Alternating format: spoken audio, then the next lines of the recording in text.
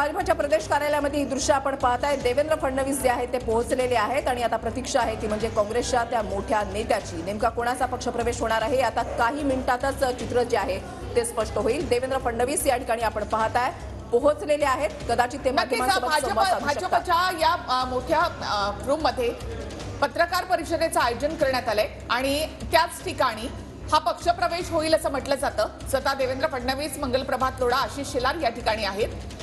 नियोजित अशी कुठलीही पत्रकार परिषद नव्हती, मात्र अशोक चव्हाणांचा फोन नॉट रिचेबल आहे, त्यामुळे अशोक चव्हाण भाजपत प्रवेश करतायत अशी चर्चा जोर धरून आहे। भाजप नेत्यांच्या चेहऱ्यावर असलेलं हास्य आणि एकमेकांना देत असलेल्या टाळ्या हे पाहता भाजपच्या कार्यालयामध्ये आता मोठा पक्षप्रवेश होतोय याची पुष्टी होते। 2 दिवसापूर्वी चंद्रशेखर बावनकुळे यांनी केलेलं सूचक वक्तव्य सुद्धा फार महत्त्वाचं आहे की काँग्रेस पार्टीला लोकसभेसाठी मोठा उमेदवारही आता मिळणार नाही। एक मोठे पक्षप्रवेश जे आहे ते भाजपमध्ये होतील असं 2 दिवसापूर्वीच चंद्रशेखर बावनकुळे यांचं वक्तव्य। आणि आता जर आपण पाहिलं तर हालचालींना वेग आहे।